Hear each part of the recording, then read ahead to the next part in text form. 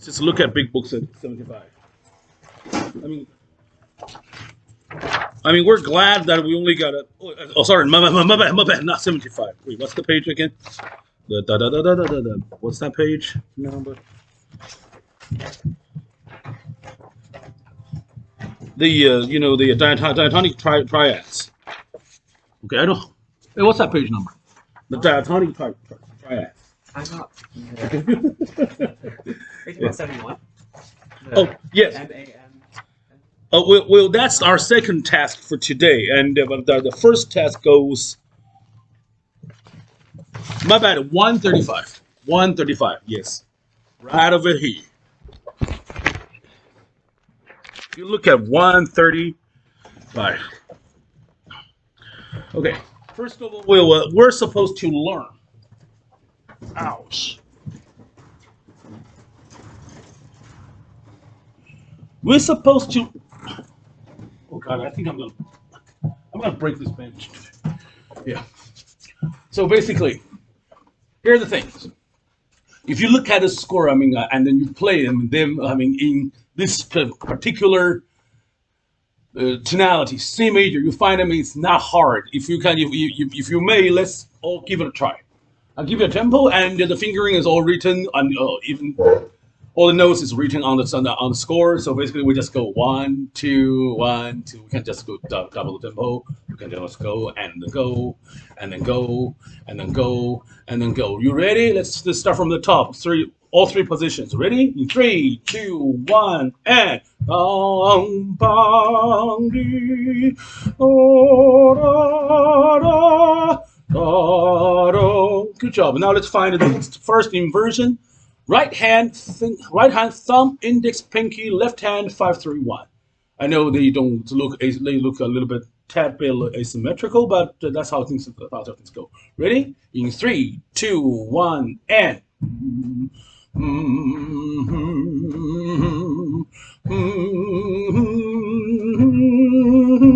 Last but not least, the second inversion. Right hand 1 3 5, left hand. Basically, we just swap the finger. Swap the finger. Ready? In 3 2 1 and.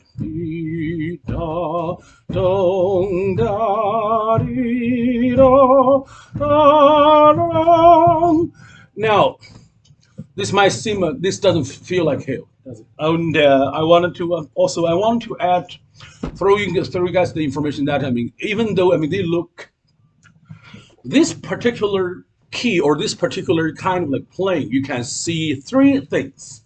One, it's purely white keys, means there's no moving in or outward. There's no ups and downs, no elevations or whatsoever. It's strictly on the white keys, which makes it very well. Which is my second point. The utmost. How should I say this?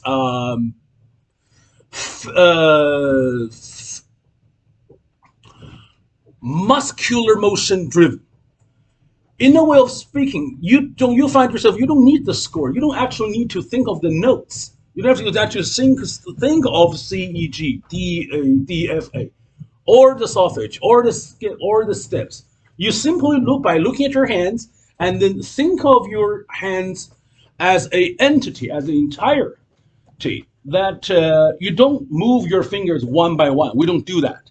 We just simply make them a claw, if you know what I mean, and then we play with a claw and a claw and a claw. Just move the whole hands, step by step, tiny by tiny, and that is no secret. And all the great composers, they know how easy or how natural human being can be feeling in this kind of circumstances. So here we go. This is what pianists actually do in a real life situation.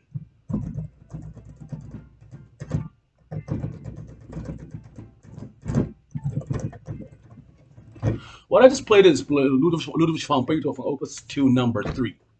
His third piano sonata, the fourth movement, the rondo. That is the opening of the rondo.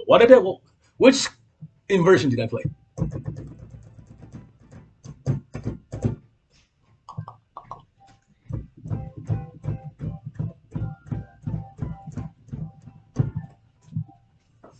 First, in a way of in a way, in a way of speaking, if Beethoven ever lived to see this page, he'd be like, "Hey," or I don't know if the editor has ever known that piece, but apparently apparently he did that. So that was the real life example. I mean, we have a lot of things. I mean, that go with this way. All white keys, sometimes all black keys. You hear, for example, like the let's say Chopin. Chopin does that. I mean, you hear the Liszt does that. So again, this kind of like technique has its practical meaning. I want you to keep that in mind before we move on. But as we know, I mean, if this is heaven, the rest of them could be hell, because now we're talking about accidentals, key signatures, elevations, black keys, combinations with white keys, all kinds of like reformation, disfiguration of your hands, your claws. So right now, at the syllabus, we need to do three minor keys. I tried yesterday. I mean, I had an hour 20 minutes. I mean, that is really hard. So let's have a try with the C minor. So what we need to do with the C minor is, guys, when you look at the score, when you are asked to play all the diatonic triads at the on the minor key or on any other key, all you have to do is first three steps. First, determine the key signature. Second, apply all the key signatures on on the very degrees that mean the very degrees of chords you are playing. Applied all these sharps and flats. Just don't miss one. Don't forget about it. And third, you just go you go with play. For example, let's have a try with the root position, the right hand. C minor. What's the key signature? Yes, which are? Yes, you need as a musician. We need to know. I remember that better than I remember my mama's phone number. So you gotta have that in mind. You have that in mind. You have that in your soul, your bones. That is something. So we're talking about A flat, E flat, and B flat, which are down, down, down, these three notes. And then we go with our right hand, just only root position. So the first chord we're looking at is C, E flat, and G, if I'm not mistaken. Ready? 2, 3, go. 1, 2, 3, 4. 1, 2, 3, 4. 1, 2, 3, 4. 1, 2, 3, 4. 1, 2, 3, 4. 1, 2, 3, 4. 1, 2, 3, 4. 1, 2, 3, 4. Okay, some people are following, some people are having hard time determining which note should be flat, should be altered. And it gets specifically hard when you are looking at a circumstance that your thumb might be on should be on the black key. Okay, now another way. Okay, I suppose nobody has any real problem with when I see it with figuring out all the notes. That is one approach. It's simply a scale pattern, or actually, scale degrees oriented approach in order to figure out all these chords. The other way to remember this is, by chanting, by verbalizing, or just knowing what are the chordal progression combinations are. For example, just remember their order. For example, in C minor, the first one is minor triad. The second is it doesn't sound like a minor or major. What? Diminished. The third is major, minor, major. Yes, another major. So we have minor, diminished, M, D, M. We can't just say one word. Minor, diminished, major, minor, major. That's what we got. What we got. So it's like if you can even like write it down. Lowercase m, lowercase d, uppercase m, lowercase m. You can actually write those things down. That is a theoretical approach, which requires you to be at least able to memorize it. Both way serves one single purpose, and which is when you're having a hard time, kind of hesitation, determine, God, is this little note lower or what, or order or what? When you're having this moments, you get to reconstruct it in your mind without even going through the books. Because I mean, you won't have another page of this in your life. And when a pianist is asked to provide some harmonic progression, in many cases, say accompaniment, say choir, say church jobs, sometimes you just give them a little bit something. You don't get to use a book. You just simply play them. And the fingering, though in many years you may feel free to change your fingering in the future, I strongly suggest we stay with the fingerings on the book. So root position 1-3-5, and the first inversion 1-2-5, and then the 1-3-5 again for the third one, for the 6-4 position. Yes, I strongly suggest that. You will find that sometimes it's a little bit awkward when you have to have your pinky on the black key and your thumb on the white. You twist it this way, or sometimes you find that your thumb on the other way around, thumb on the black, so you twist it that way. And believe me, if you have ever seen me playing on stage, half of the time, my claw looks like not so good in shape, but they work. Seriously, they work. You don't always get to see a pianist playing effortlessly. Like sometimes, I mean, the chords demand it. You have to do that. Now let's give it a try. Right hand only, C minor, all three positions. And we go half the tempo. 1, 2, 3, 4. Ready? 2, 1, and 1, 2. Think of the next one. 1, 2. Think of the next one. 1, 2. Think of the next one. 1, 2. Okay. Thank you. Very good. What are the key signatures? For what? For C minor. C minor? Yes. Concert E flat? I'm sorry, what? Concert E flat for C minor? Yes, three. So I need to see your fingers are on all these three. E flat, A flat, and Oh, B within flat. the key? Yes. Oh, okay. Yes. Okay. Question. Anybody who's not clear? Yeah. We good? Yes. That's why you need. You cannot. I mean, when you go C minor, you cannot go this, or it's not go. I didn't ask you or them to play all major triads, or all minor triads, or all diminished triads, or all augmented triads. We need to get ourselves familiarized with this diatonic triads, which means you have to follow the key signatures without any alternation. You see, we didn't even augment the seventh as a composer would often do in the harmonic minor key, right? Oftentimes, composers, I mean, they have.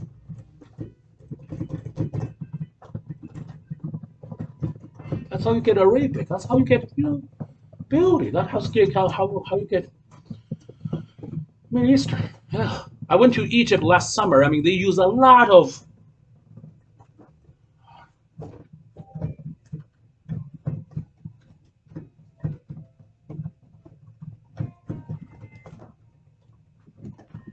I was in the hotel. I mean, they were just playing in the pool. There's a band playing by the pool. We're having barbecue night. That was quite.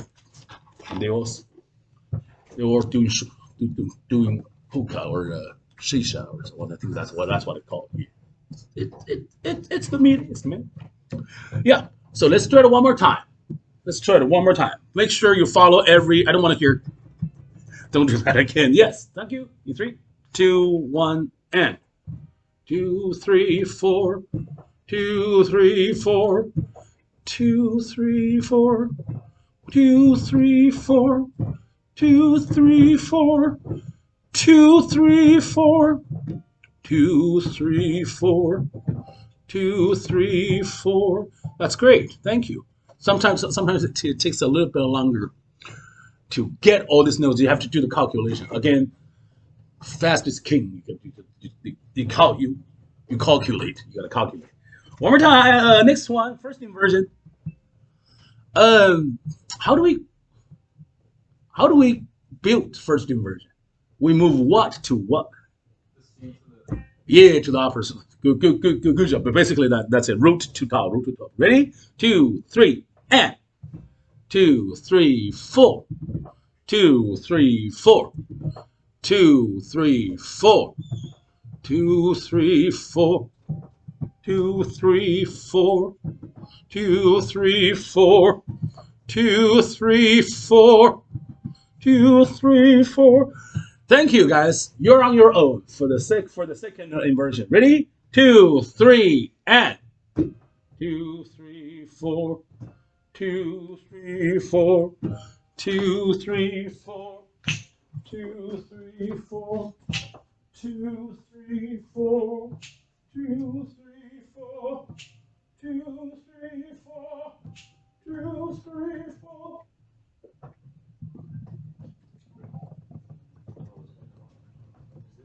You were doing the right inversion. No, the second inversion is.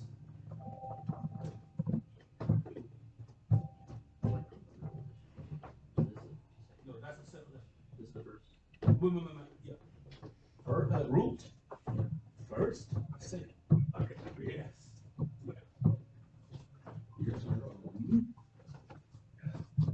Now, please practice a little bit with both hands. And if you find yourself capable of doing this at the designated tempo, try double. Then try double it.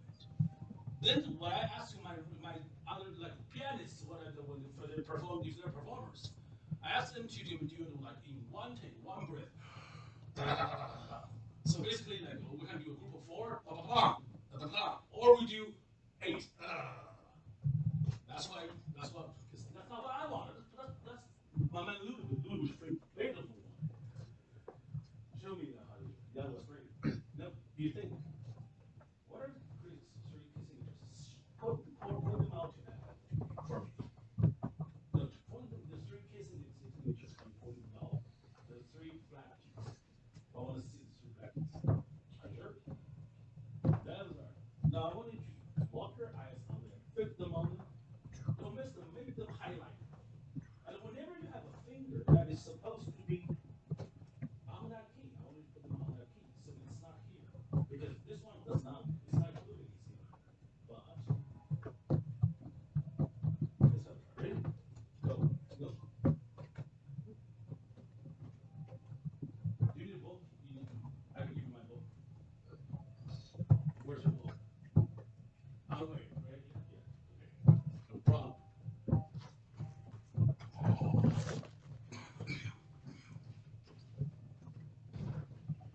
Ready? Go. No, think. But they don't have kissing in the church on there. Or you have to pretend to see the kissing. Yes.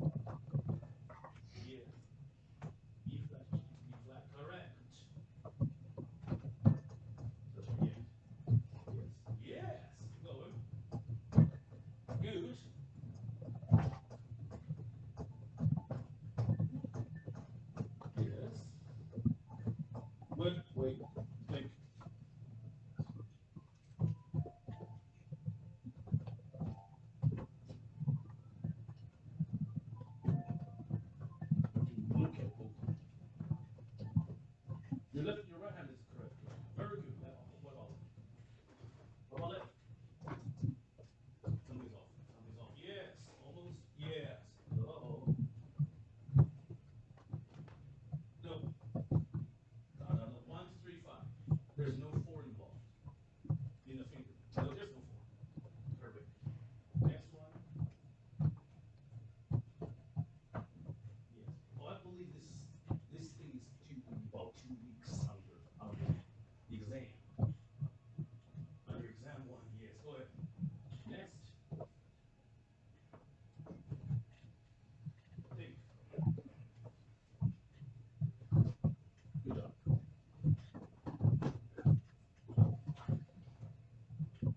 Last. Correct. You got it. Now you have to do the first inversion. The second inversion. You know the word, the notes. They just change the order. The same notes.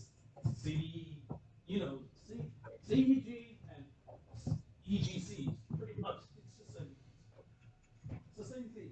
Change it just and invert it. I was actually looking at that. Were you trying to do the first inversion or the other? Oh, the second. Oh, you're doing the second. Yeah.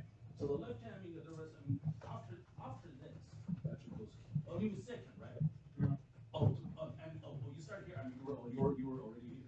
Yeah. And here, and here, here, and here. Thank you. Yes. You got it. You got it. I believe it. So, play something. That's good. That is very good. You got it. Think, yes. Good. Wait, are you sure? Which key are you playing right now?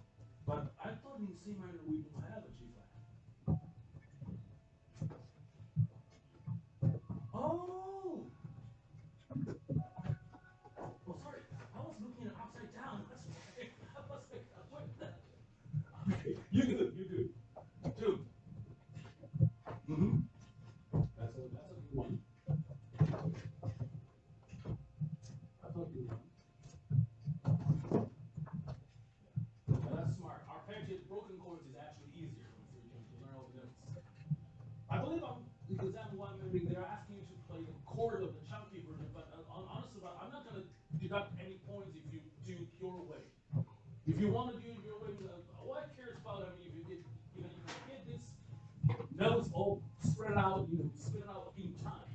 So if you have a da da da da da da, that's good enough. Baroque composers did that all the time. Performers been practicing, having that practice of like broken arpeggiated chords for centuries. I don't see there's no reason why we can't do it. Good job. Thank you, folks. So, did you master that? With all the chords? And all the keys? Remember, I mean, the syllabus said some 3 more keys. Apparently, we don't have time for all the keys. But all I can make sure is to make sure. I mean, you guys are your mind is in the right place. By the way, it is suggested, not suggested, but it is okay to do. It is okay to do.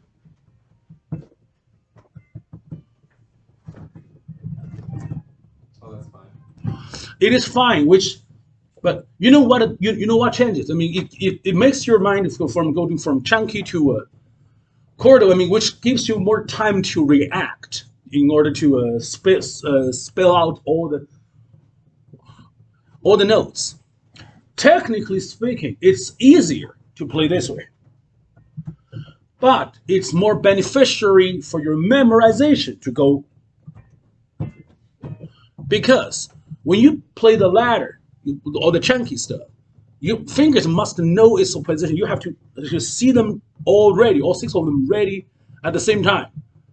And then you be more determined, resolute, like, I mean, you're gonna be doing it. When we're trying to, I mean, this one is still more feeling like trial and experimenting, exploring the notes, spelling them out one by one. If you guys were, say, if you guys, I met you 4 years later after you already come, or I mean, you're in your master degree, I would ask you to to go this way because I've met my fair amount of students who like to play mostly every chords. I mean, if they think they're struggling, they want to roll it because rolling buys you more time, and we also get that. But there are pieces that you cannot roll. Otherwise, it ruins the character. For example, Russians.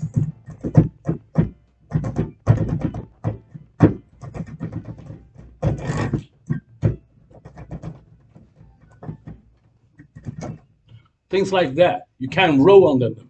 By the way, that's a ballet. That's Stravinsky. Igor Stravinsky. Yeah, that's it. Thank you. All right. Now, we got a little bit time. Not a lot, but we got a little bit. We got my book, so 70, now 75. I'm sorry, 71. Now 71. My bad, 71. Why do I keep saying 75? Yeah, 71. 71 is just the simple thing. We've done it before, and we want to do it one more time. The capital MAM, lowercase MD, the thing. So we do, and apparently the training purpose of this one is to think, to be able to combine, rooted fingers with altered, altered voices. So when we're in the beginning, in the first three of them, all we move is the top voice, while the others they stay the same. And then we move the top voice one note higher, and then half step back, and then now we move the middle voice, which are our two middle fingers, and then we keep the base and middle finger, and we move the top voice again. So together you get da da da da da. If you think that is da da da da da, that is not challenging, there's another way of playing of doing it. This is, I write my own etudes for my students, and this is something I do. Same logic. Tell me why it's the same logic. What am I playing right now? All 10, right? And if I make it, I'm going to make something sticking out, standing out.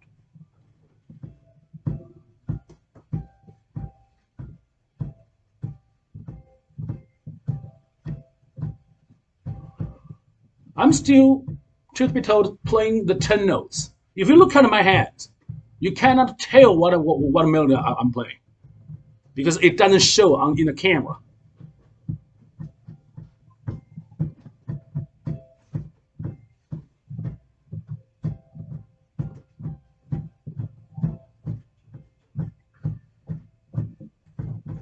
Seriously, if you gotta look at my hands, you want to be able to tell because my hands were just like this. The only thing that is happening is, I singled out one melody by scratching this, to give it a little bit teensy, tiny little bit extra strength on one finger. You can feel the scratch of my nails, but that's what it takes it out.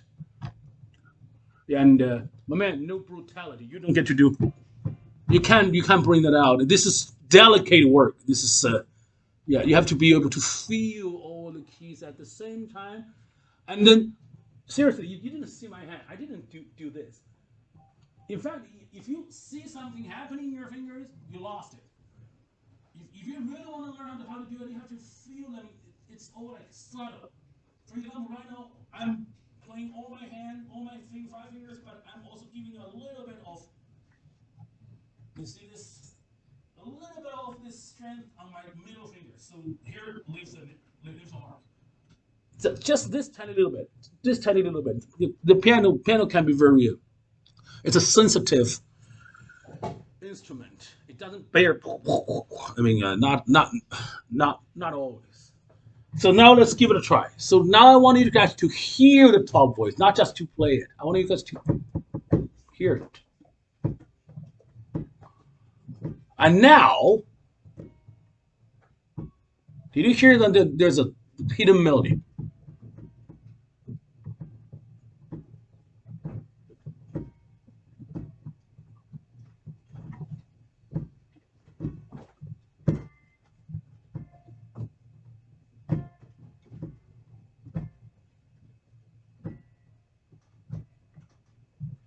Now that is a actually pretty good, a pretty famous composer.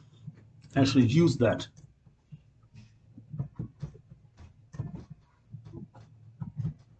He used this he used this motive and he had a variation based rondo and variation based on it. His name is Rameau. 300 years ago. Yes. Okay. So let's give it a try. In three, two, one. Ready? Bong to bong bong. Wait. Sometimes we're missing. We're changing notes too much. Remember, every chord we only change one note. For example, we start with C major, then we move the top voice, only top voice. The rest of them, I want to ask you to do not leave the surface of the keyboard. Keep intact. Keep touching the surface of the keyboard as if your hand is stuck on it. Your hand is stuck on it and you don't get to move it. And then keep move back. Now move the middle finger. And now move the middle finger. Yes. It does not go. That's another story. That's another that's another technique. This technique is called Scuramuzza technique, developed by Argentina uh, pedagogue Martha Arkwrich's teacher. But you are not doing that. We're doing get your hands close to the keyboard, and then ready. Let's do it now. Now let's do it again, a little bit faster. Three, two, one, and yeah, boom, boom, middle, up. Good job. Now let's go with B major. The next one. Three, two, one, and move, step down, middle, and half step down. It's hard to verbalize it. Let's do it one more time. The last one, B flat major. Try it. Major, ready? Go. Boom, boom, boom. Middle, stop, top again. Yeah. So we basically don't even move the bass. We don't move the bass line. We just go with the top, middle, top, middle, top. That's the way we think. Again, it requires practice, and this won't be due. This kind of technique won't be due until in about another 2 weeks. Now, questions about this? The last two practices. Yeah, the first one is hard. You know what it actually says on your shirt? That Chinese. Oh, Savage. savage. Yeah, like brutalist. You know, if you play, if you play like, what's a card game called? Which card? I don't know. I mean, the card game, and you get to choose your characters and stuff. Like Dungeons and Dragons or It's something like that. Yeah, yeah. That's a brutalist. Roar, yeah, yeah. Roar of Savage or something like that. That's what your shirt says. Yeah. Cool. I've seen worse. I was like, dude, you don't know what it means. I said, no, I bought it because it looked cool, and it's only $15. No questions about one. Okay. Two things. First of all, for the quiz. Quiz is going to be easy because we've done it already.